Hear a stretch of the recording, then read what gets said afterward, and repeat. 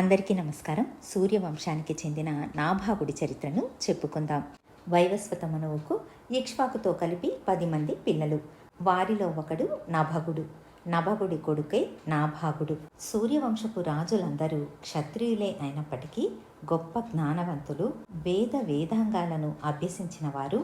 వీళ్లకు అపురూపమైన జ్ఞానం ఉండేది. ఇక నాభాగుడి విషయానికి వస్తే అతడు తన తోడబుట్టిన వాళ్లలో చిన్నవాడు. విద్యాభ్యాసానికని గురుకులానికి వెళ్ళి తిరిగి వస్తాడు. అతడు వచ్చేటప్పటికి అన్నలందరూ ఆస్తిని పంచుకొని ఉంటారు. నాభాగుడు వాళ్ల వద్దకు వెళ్ళి తన వాటా ఏదని అడుగుతాడు. దానికి వాళ్ళు వెళ్ళి నాన్నను అడుగు అని అంటారు. నాభాగుడు తండ్రి వద్దకు వెళ్ళి అన్నలు ఆస్తులు పంచుకున్నారని, తనకు వాటా ఇవ్వలేదని, అడిగితే మిమ్మల్ని అడగమన్నారని చెబుతాడు. ఇది విన్న నభగుడు వాళ్ళు ఎలాగో పంచుకున్నారు కాబట్టి నువ్వు ఒక పని చెయ్యి. ఇక్కడికి దగ్గరలో అంగిరస గోత్రం వారు ఒక సత్రయాగాన్ని తలపెడుతున్నారు. సరిగ్గా 6వ రోజు వాళ్ళు కొన్ని మంత్రాలను మర్చిపోతారు. నువ్వు వెళ్ళి ఆ మంత్రాలను చెప్పావంటే వాళ్ళు నీకు యజ్ఞంలో చివరిగా మిగిలిన ధనాన్ని కానుకగా ఇస్తారు. అదే నీ ఆస్తి అని చెబుతాడు. నాభాగుడు అలాగే అంటూ ఆ సత్రయాగానికి వెళతాడు. యాగం అంటే ఒకరు చేసేది, సత్రయాగం అంటే కొంతమంది కలిసి ధనాన్ని సేకరించి చేసేటటువంటి యాగం. యాగం జరుగుతూ ఉండగా సరిగ్గా తండ్రి చెప్పినట్టే 6వ రోజు మంత్రాలను మర్చిపోతారు. అప్పుడు నాభాగుడు నేను చెప్పవచ్చా అని అడుగుతాడు. తప్పకుండా చెప్పమని అంటారు. నాభాగుడు ఆ మంత్రాలను జపిస్తాడు. యాగం పూర్తి అవుతుంది. వాళ్ళందరూ ఎంతో సంతోషించి యాగశేషం మొత్తం నువ్వే తీసుకువెళ్ళమని చెప్పి వెళ్ళిపోతారు. అక్కడ ఉన్న ధనాన్నంతా ఒక సంచిలో వేసుకుని మూట కట్టుకుంటూ ఉండగా నల్లటి శరీరంలోని ఒక ఆజానుబాహుడు అక్కడికి వస్తాడు. అతడు నాభాగుడిని చూసి ఏం చేస్తున్నావు అని అడుగుతాడు. దానికి నాభాగుడు జరిగిందంతా వివరిస్తాడు.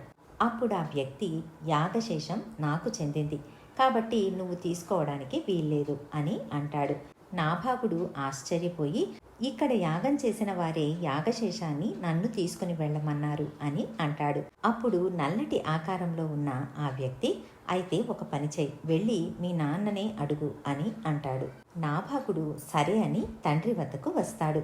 జరిగిందంతా వివరిస్తాడు. తండ్రి కాసేపు కళ్ళు మూసుకుని తరువాత కొడుకును చూసి అతడు చెప్పింది నిజమే, ఆ వచ్చింది ఎవరో కాదు, సాక్షాత్ పరమశివుడే.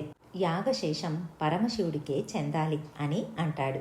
నాభాగుడు తండ్రి వద్ద సెలవు తీసుకుని మళ్ళీ ఆ సత్రయాగం జరిగిన చోటుకి వెళతాడు.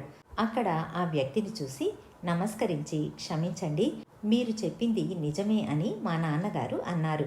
ఈ ధనమంతా మీకు చెందిందే, నేను ఇక వెళ్ళి వస్తాను అని అంటాడు. అప్పుడు పరమశివుడు ఎంతో సంతోషించి నీ తండ్రి నిజాయితీ, నీ నిజాయితీ వెలకట్టలేనిది. ఆ ధనం నాది కాదని తిరిగి వచ్చి మరీ చెప్పావు. చాలా సంతోషం, నీకు గొప్ప జ్ఞానాన్ని ప్రసాదిస్తున్నాను అని చెప్పి దాంతోపాటు ఆ యాగశేషంలో మిగిలిన ధనాన్ని నాభాగుడికి ఇచ్చి పంపిస్తాడు.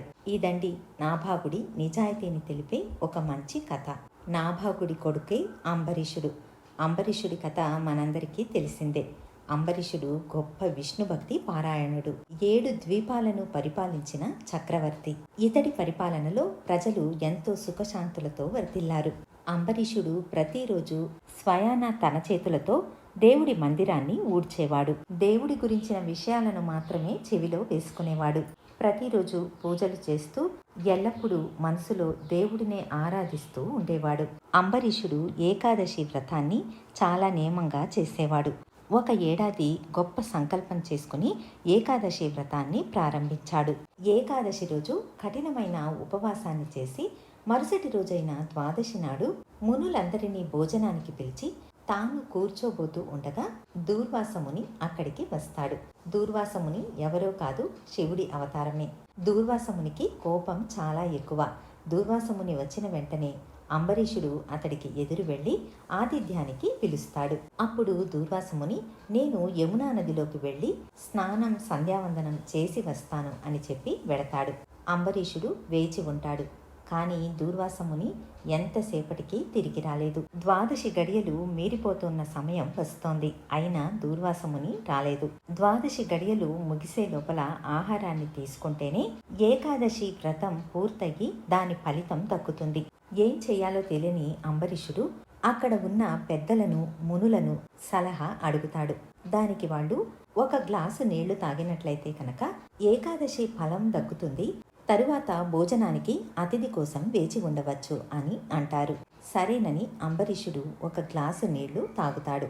ఇంతలో దూర్వాసముని అక్కడికి వచ్చి నీళ్లు తాగుతున్న అంబరీషుణ్ణి చూసి కోపంతో నన్ను అగౌరవపరిచావని చెప్పి తను ముడివేసిన జుట్టును తీసి నేలపై కొడతాడు. ఇంతలో ఒక భయంకరమైన కృత్యం వచ్చి అంబరీషుణ్ణి చంపడానికి వెళుతుంది.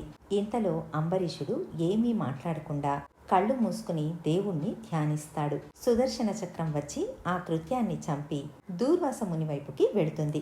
దూర్వాసముని తన ప్రాణాలను కాపాడుకోవడానికి పరిగెత్తి బ్రహ్మ వద్దకు వెళతాడు. బ్రహ్మ తాను చేయగలిగింది ఏమీ లేదంటే తరువాత శివుడి వద్దకు వెళతాడు. శివుడు కూడా తాను రక్షించలేను అని అంటే విష్ణువు వద్దకు వెళతాడు.